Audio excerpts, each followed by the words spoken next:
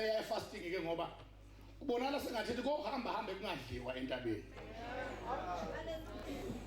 So ke ngoba kubi sifinyelele lapho khona sithi abantu abangadli kanti abazi lutho ngokungadli. Yebo. Yeah. Angikuyingena leyo mthandazo ngoba kukhulunywa kakhulu ngomthandazo niyazi ngomthandazo. Uma ungazi ngomthandazo ngoba sekwasherishwa kusukela kule minyaka edlule kuze kube manje kusazoqhutshwa kusherishwa ngomkhuleko. Uma ungakazi namanje isayini ukuthi awathenga ama DVD now uyalova noma ngisho ungalovile ke ulova ukhona kungalovile. Ngoba kukhulunywa njalo ngomkhuleko in a very clear way. Angizoyingena ke le part yomkhuleko ngizongena le fasting. Ingcenye singayinaki la eBhayibhelini kuzenzo 9 ukuthi uSaul lona owayozingela amakholwa uqale wahlala izinsuku ezintathu engadli engaphuza asithi izinsuku ezintathu 1 enjani engadli 2 enjani engaphuzi bese lizothi uma sekuthunywa uAnaniya kuye uthi uAnaniya akayisitalade nokuthiwa siqondile uyofika khona umuntu okwaJuda bese kuthiwa ke uthiwa uSawuli igama lakhe linguSawuli bese kuthiwa ngokubabheka uyakhuleka ivesi elilandelayo leli lithi ngokubabheka uyakhuleka elingaphambi kwalelo lithe waba izinsuku ezintathu engadli engaphuzi kwase kuthiwa ngokubabheka uyakhuleka okukhomba ukuthi ukukhuleka kaSawuli kwangekhona ukukhuleka nje ukuhamba kodwa amazwi kwangewona upetrol ongena amafutha. Amen. Ungabi ikholo elithandaza kuphela lingakuzili ukudla. Amen. Ngoba njengemoto efaka upetrol ingenamafutha. Akabo uJesu ophilayo babusongela. Ufunde ukuba ikholwa elingamenyezelwa enkonzweni fasting before liyenze. Amen. Ngoba uma izinto zakho ziyenze announcement khona into ngeke uyenze uma ingamenyezelwa. Uma izinto zakho zininge announcement khona izinto ungathi uma kumemezela umuntu uyiyeke ngoba imenyezelwe ngisho ngabe kuthiwa ibhaliwe ezwini. Yeah. Alibonga igama kaJesu. Ungabi ikholwa le announcement iba ikholwa liholwa ngumoya ngoba abangabakhe ngabaholwa umoya. Amen. Alibonga igama kaJesu. Amen. So ke ifasting wayeqede 3 days and 3 nights engadli enjani futhi engaphuzi. Wayesethi uma ethi uyakhuleka njengoba iBhayibheli lithi ngokubabheka uyakhuleka wayesethi uma ethi uyakhuleka uNkulunkulu wathinta umfundo okuthiwa uAnaniya ukuba uAnaniya azoconnectana noSawuli uSawuli akwazi ukufundiswa ngendlela asengene kuyona. Amen. Ube badinga vele abazomfundisa ebadinga nazohlanganyela nabo kodwa ube ngeke ngokwakhe uma engazilile ukudla khuleke ube ngekaconnectane nabo ngisho bengabashi ebacinga ngeGPS lezi ndunu lezi eziseyimotweni zelenincinga ngazi indawo ngisho bengabacinga balocate ukuthi bangapi ube ngathi uma engena banele ukubona ukuthi sekungene yena baphume embishop uyabona njengoba kuvuliwe ngapha njena babangisane ngalolu hla uthola ngapha uSawuli uma engena babe ngeke betshelwe abantu sekufanele kubalekwe manje so ke ngisho wayengabathola wayezolahlekelwa yibe sebatholile. Kwathi umuntu aconnect ngoba prayer connects you. Umkhuleko uyaconnecta. Umuntu ozizonda kunabo bonke emhlabeni ongafuni ukuthandaza. Unazi izitha we don't argue that kodwa ukuzizonda okukhulu ukungafuni kwakho ukuthandaza. Ngoba ukuthandaza ukuconnectayo noNkulunkulu ukuthandaza ukuconnectayo nento oyifunayo ukuthandaza ukuconnectayo nabaphethe lolo lwazi oludingekayo ngento ozoyenza. Prayer will connect. Wathi ethandaza ngapha uNkulunkulu wayithini uAnaniya ngapha wathi ubeka izathu uNkulunkulu uAnaniya uNkulunkulu wahlula izathu kaAnaniya wathi hamba ngoba lo uyisitsha uyazi ubiza abantu ubiza umuntu obeyisitha umbiza ngesitsha ufaka uS phakathi kwathi uthi isitha asibe isitsha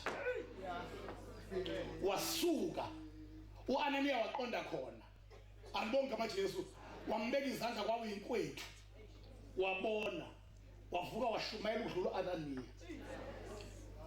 ngoba umuntu wonke ukuzafinyelela kudestiny yakhe udinga ukuconnectwa nomuntu walolo hambo. Uma ungakhuleka uhamba a long way ungafikanga lapho uyakhona ucanga ukuthi ushodi kaNkulunkulu kanti akushodile uNkulunkulu akushodile nangakuwe shodi ngokuthi uyakhuleka yini uconnectwe nomuntu walolo hambo. Yebo. Shout hallelujah. Ake ngigcine kakhulu kule part ye fasting. I fasting what it does ifasting engakwenzi? Yini ifasting engayenzi? Ifasting does not twist the arm of God. Ifasting ayiphula uNkulunkulu ingalo. Ayisonti uNkulunkulu ingalo. Imenzise angafuni ukwenza. Ngoba that is not even the purpose of fasting. Ifasting yenza lento eyenzeka ilamulela wena kulempi ekhona kuwe kumuntu wangaphakathi wokomoya nomuntu wangaphandle. Into ekhona eyicontrast phakathi komuntu onguwe umuntu wokomoya nomuntu wangaphandle ileyo ukuthi uma umuntu wangaphandle ephezulu ephakeme umuntu wangaphakathi uyaphansi.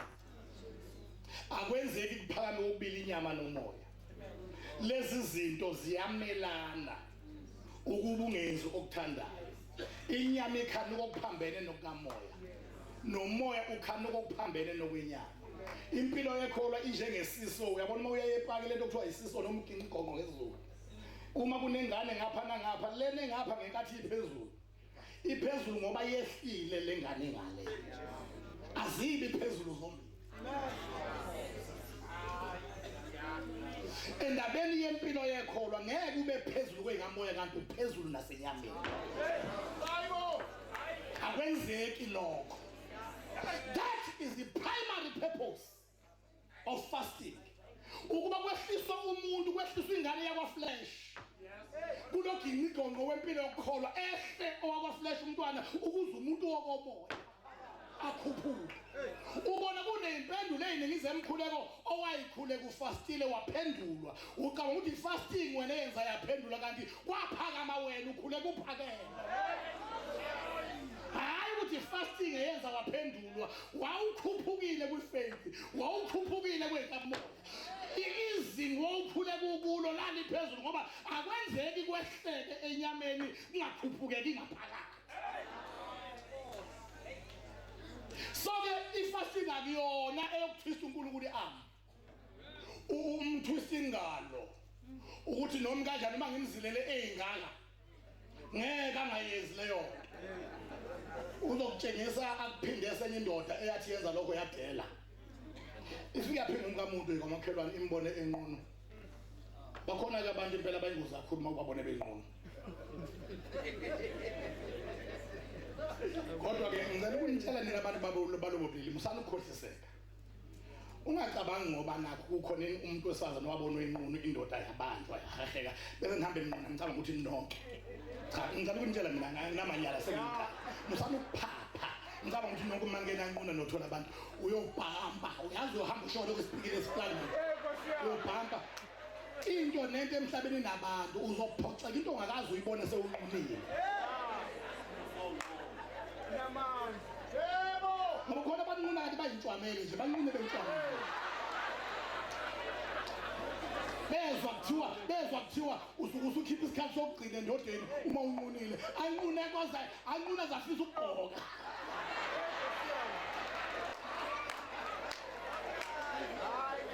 Kanti unkwayisa nje musana ukuphapha ngempela musana ukuphapha ungezwa ngabantu hamba uyokwenza homework yakho kahle.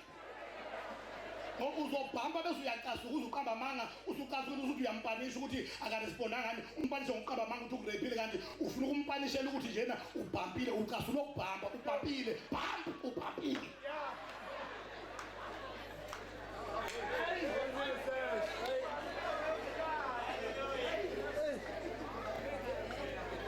Bayangizwa abantu like okay uDavid wayebona umkamuntu enqunu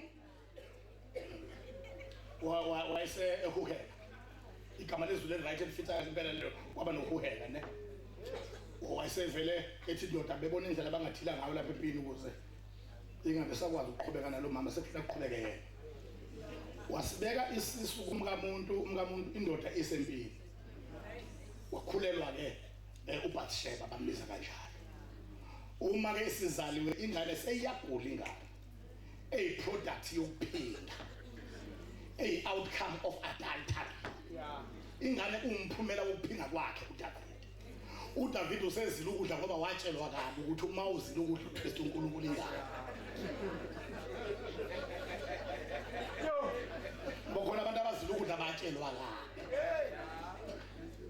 gijima uyozela ukudla uthi mangizila ukudla noma ngabe kuthiwa ngayizala ngokuphinga iphingiwe impela kodwa uzoyiphilisa uNkulunkulu ngaba ngizilile hawu ngaba ngizilile thina masike sathatha ibhande izinto zenzeka hawu ngaba sikuthathile ibhande sibanga ukulithatha nje walithatha uDavid ibhande kwangathi igula mo kwangathi nje ufaka uparafini emlilweni yavela ingane yagula kakhulu yathi isuka ingane yavela ifa nje futhi yafa ezile ngempela hayi ngarubanga yafa ingane vele wathi uDavid uyine neyiphekile lapha endleni bakuletha ukudla wathi lethani ngidle bathi inkosi ilafana ngabe uzile khona ngoba ingane ifile wathi ngizile isaphila uzingafa uma isifila ayikho into engizila lethani ukudla ngendle nasikhathi sokumosha ukudla kwami nasikhathi sokumosha ukudla kwami lethani ukudla nje ngidle ukudla lokhu kumnanda kubabi lethani ukudla ngidle ifile le nto sesohlangana nayo uma sengilandele yona kodwa nje lethani ukudla mina ngidle same wife sekufa indoda yalowo mama seyifileke uDavide wayesiyamshada sithi sonke wamshada washadwa ke manje uBathsheba waqala ngokushadwa wasekuhlala isisu sika Solomon kodwa sihlala eseshadiwe